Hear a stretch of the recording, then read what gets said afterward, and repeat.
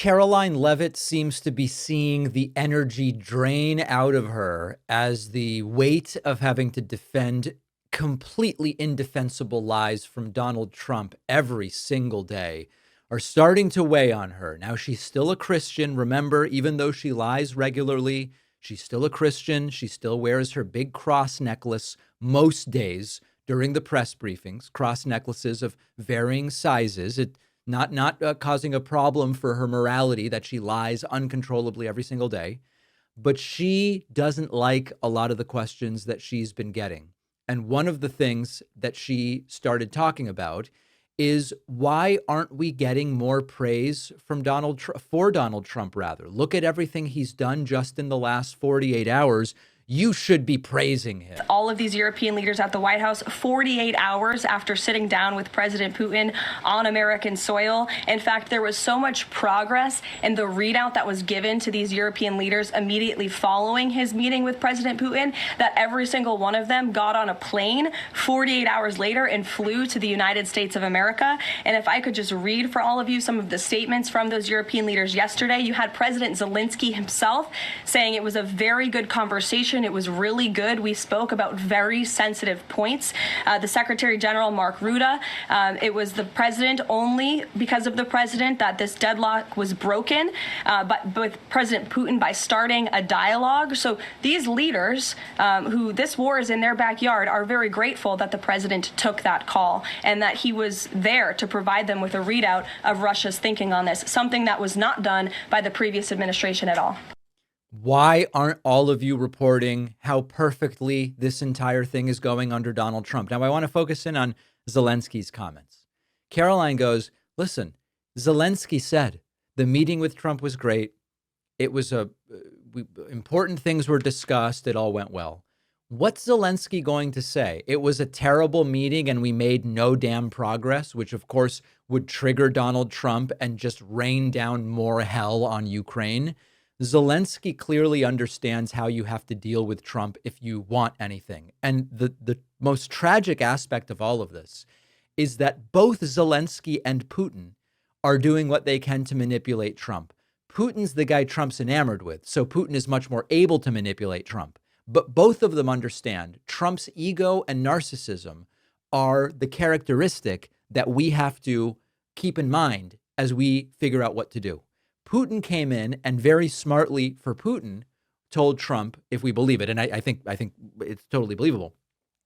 Putin told Trump, those mail-in ballots, they really screwed you in 2020. You won in 2020. Do any of us think Putin really believes Trump won in 2020? Of course not.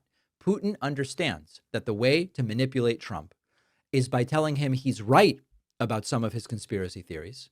And that makes it so that when Putin says other things to Trump, Trump will go, I got to believe this guy. This guy's trustworthy. This guy realizes I won the 2020 election. So Putin doing a really great job. Zelensky, we already know Trump's picked his fighter in this thing, and it's not Zelensky. But Zelensky understands, after coming to the White House, if he comes out and goes, terrible meeting, Trump left to call Putin, total farce, no progress, laughable. That's going to trigger Trump. It's going to be bad for Zelensky. It's going to be bad for Ukraine. And so Zelensky smartly just goes, yeah, no, it was a good meeting. It was a good meeting. And Karoline Leavitt then comes out and reports it. Now, a reporter asked Karoline a very reasonable question. Why didn't Trump take the call from Putin in front of the other world leaders? Wouldn't it have been convenient if there's this big conversation happening with Zelensky and with everybody, get Putin on the phone in front of everybody, have the conversation, get a deal done, which is what Trump said they were trying to do. And Karoline Leavitt lashes out at the reporter for asking the question and doesn't actually answer it. Both Russia and Ukraine to make that bilateral happen as we speak. Sean. Hey, if the point is to get everybody on the same page, why wouldn't Trump just take the call from Putin while the other leaders were in the room? He said it would be disrespectful to do that. But why is it disrespectful?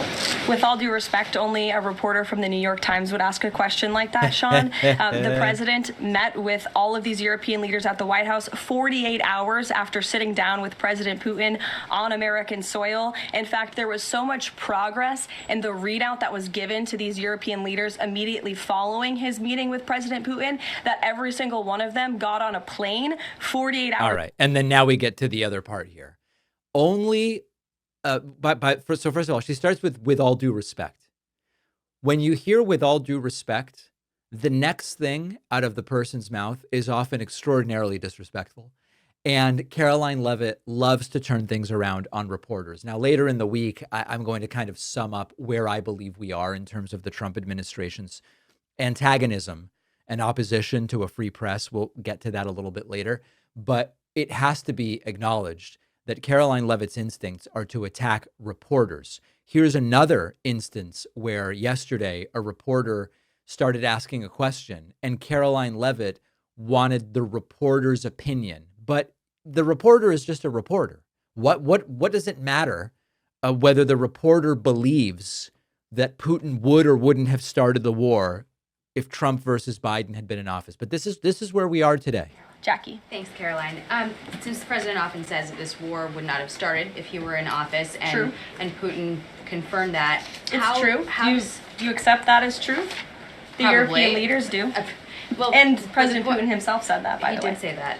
Notice that is completely irrelevant. Completely irrelevant. Jackie Heinrich just says, she's contextualizing. Since the president says this war wouldn't have started if he had won in 2020, and Putin says that the war wouldn't have started if he had won in 2020, and Karoline Leavitt finds it necessary to interrupt and go, Jackie, do you accept that? Doesn't matter. Doesn't matter. Jackie is saying, this is what they say.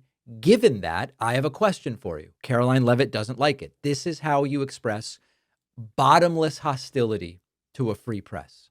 And then finally, the question is asked of Karoline Leavitt, why would Putin be motivated to do something for Trump? This relates to the hot mic Trump was caught on, where Trump said to European leaders, I think Putin wants to do a deal for me. He wants to do it. Why would Putin be motivated to do that? Here is Karoline Leavitt's answer, maybe the most dangerously naive moment of this entire thing. Specifically for President Trump, though, what do you think Putin's motivation is to try to do something for President Trump, as opposed to just resolving the conflict? I think, as I just spoke to in my opening remarks, Kelly, Russia and all countries around this world actually respect the United States again. And the president is using the might of American strength to demand that respect from our allies, our friends, our adversaries all around the world. And we've seen that not just lead to progress with Russia and Ukraine, but also we've seen it in the closing of 7 global conflicts around the world as well.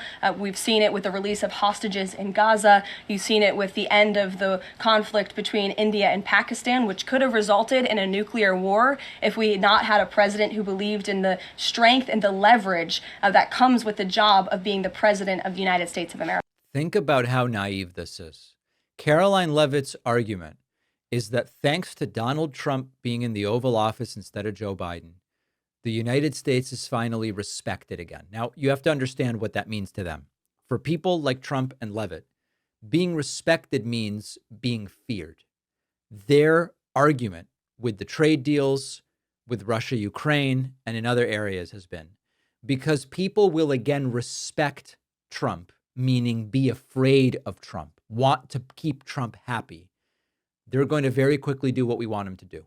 Now, on trade deals, it simply hasn't happened. It was going to be 90 deals in 90 days. We got one in 100 days, and now we're at maybe 3 or 4 in 140 days. It's pathetic. Certainly no one is acting like they're afraid of Donald Trump or afraid of the United States. But look at the behavior of Putin and Zelensky. Is either of them afraid of Donald Trump? Because if they are, none of them are showing it. Is either respectful of Donald Trump? Because if they are, neither one of them is showing it. Putin has continued endless bombing. Zelensky has tried, in realizing that Donald Trump may not be the best partner for Ukraine, has done an end around and has gone directly to other countries and other allies to try to figure out what can we do, how can we get help and keep aid flowing. Putin, if he were afraid of Trump, wouldn't have escalated attacks and incursions and drone bombings over the last 7 months that Donald Trump has been president. There is not a shred of evidence that Putin and Zelensky, forget about respect, they don't seem afraid of Donald Trump in any way. And so Karoline's idea that finally we are respected and that's part of, if Trump were respected, feared, seen as having the cards, to borrow a term that Trump used, then both parties would have come to the table sooner And Putin would have done anything that goes into the direction of peace, as opposed to doing very much the opposite. Karoline Leavitt is running out of ideas. Karoline Leavitt is running out of energy, and she is failing to defend even the most basic actions of this administration. Donald Trump has already packed his second-term cabinet with loyalists. He's threatened deportation as political punishment. He's expanded executive authority in ways we have not seen in modern history.